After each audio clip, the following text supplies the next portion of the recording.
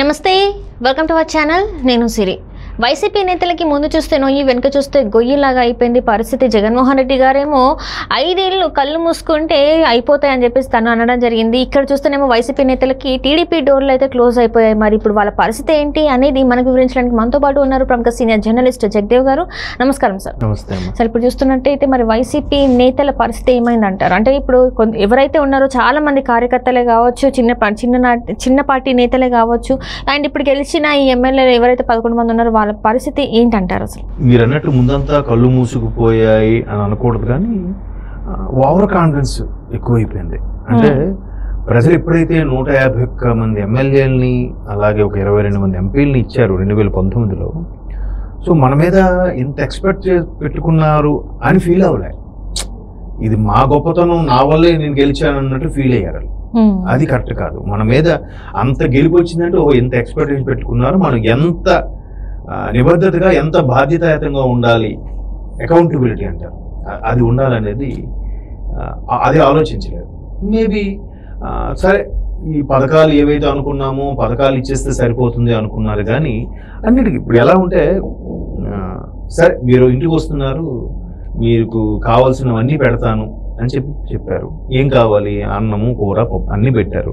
So మరి దానికి కావాల్సిన ఇంగ్రీడియంట్స్ ఉన్నాయో లేదో చూసుకోవాలి కదా. అప్పుడు వరకు వండి పెట్టేశారు, అయిపోయింది. మరి నెక్స్ట్ రేపటికి, ఎల్లుండికి అనేది ఆలోచన ఉండాలి కదా. ఈ రోజు పెట్టేశాం కదా, హ్యాపీ, వాళ్ళు బాగా హ్యాపీగా తిన్నాడు, హ్యాపీగా ఉన్నాడు అనుకున్నారు. అలాగే పథకాలు కూడా రీచ్ అయిపోయేలే అని అనుకున్నారు, కానీ కొన్ని పథకాల వరకు ఓకే. అందులో కొన్ని పథకాలు ఇబ్బందికర పథకాలు. అంటే ఇబ్బందికర పథకాలు అంటే ఒక రకమైన నెగ్లిజెన్సీ, బద్ధకం పెరిగిపోయే పథకాలు అవి.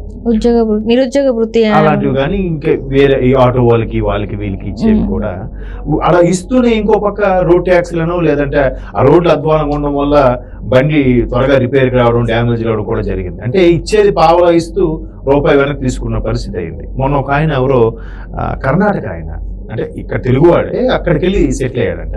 ఆయన చాలా బాగా ఒక 20 minutes వీడియో చేసి పెట్టాడమ్మా, చూశాను. బ్రదర్ మీరు కొద్దిగా చూడాలి అని పెట్టాడు.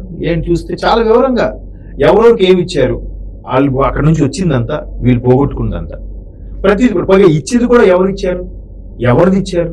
మందే ఇచ్చారు, మంది మనకే ఇచ్చారు.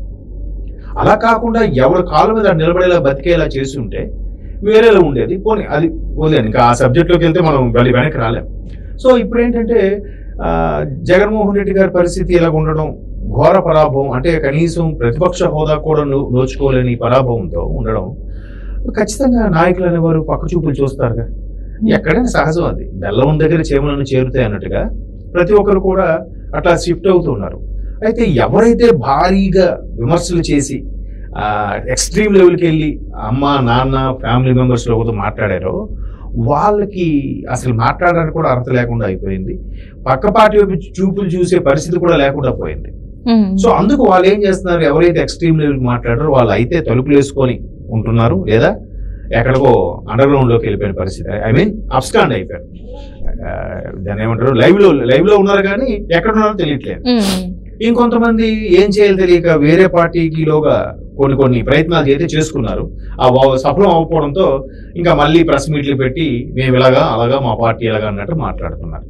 అవి ఎవరో మీకు ఏ పార్టీకి అర్థమయ్యే ఉంటుంది. ఆ నాయకులు ఎవరు అంటే ఎవరైతే బాగా దుయ్యబట్టారో ప్రతిపక్షాలని, ఎస్పెషల్లీ టీడీపీని కానీ జనసేన కానీ. మరోవైపు టీడీపీ ఏం చేస్తుంది, టీడీపీ కానీ జనసేన కానీ ఇంకా మీరెవరు మాకు వద్దురా బాబు, మీకు నమస్కారం అని చెప్పి డోర్లు క్లోజ్ చేసి పెట్టుకుంది. ఇప్పుడు వీళ్ళకి ఆప్షన్ లేదు. పోనీ అలా అని ఇప్పుడు ఏం వెళ్ళి నాయకుడు కలిసి వివరిద్దామంటే నాయకుడు అప్పట్లో వినే పరిస్థితి లేదు. ఇప్పుడు నాయకుడు వినడానికి సిద్ధంగా ఉన్నాడంట. సిద్ధంగా ఉన్నా కూడా వీళ్ళు వెళ్ళడానికి ఇష్టపడట్లేదు. ఇప్పుడు వెళ్ళి ఏం చేస్తాం, మళ్ళీ మా మీద రుద్దుతాడినా, మాకే ధర్నాలు చేయమంటాడు, మాకే జెండా పట్టుకుని మోగమని చెప్తాడు. అంత అయిన తర్వాత గవర్నమెంట్ వచ్చాక నా ఫోటో వల్లే గెలిచాం, మా పథకాల వల్లే గెలిచామని చెప్తాడు.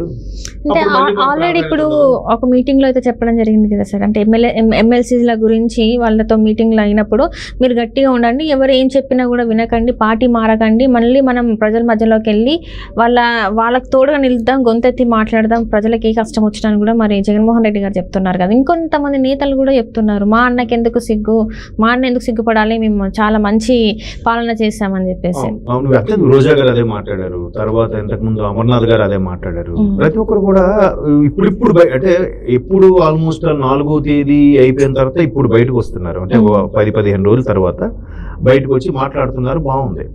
ఎప్పుడు ముందంత ఎందుకు మాట్లాడలేపారు? దిశానిర్దేశం మళ్ళీ నాయకుడు అనేవాడు ఫోన్ చేసి అందరికీ మాట్లాడుతుంటే ఇప్పుడు వీళ్ళకి వాయిస్ వస్తుంది. ఈ కొద్ది మందికి, ఏ కొద్ది మంది ఎవరైతే వేరే పార్టీలు కూడా వెళ్ళడానికి అర్హత లేదు, వెళ్ళలేరు, వాళ్ళకి ఒక న్యూనతా భావం, గిల్టీ ఫీలింగ్ వల్ల ఇంకా వెళ్ళలేని పరిస్థితి వచ్చేసింది. సో ఇంకా అలాంటప్పుడు ఏం చేస్తారు? బయటకు వచ్చి మరి తప్పదు, గత్యంతరం లేదు కాబట్టి ఏదో వాళ్ళ మనుగడ కాపాడుకోవాలి, మళ్ళీ ఎలక్షన్స్ వరకు మేము ఉన్నాంరా బాబు, జనాల్లోనే ఉన్నాము అని తెలియజెప్పాలంటే ఆ మాత్రం ప్రెస్ మీట్లో పెట్టుకోవాలి కదా.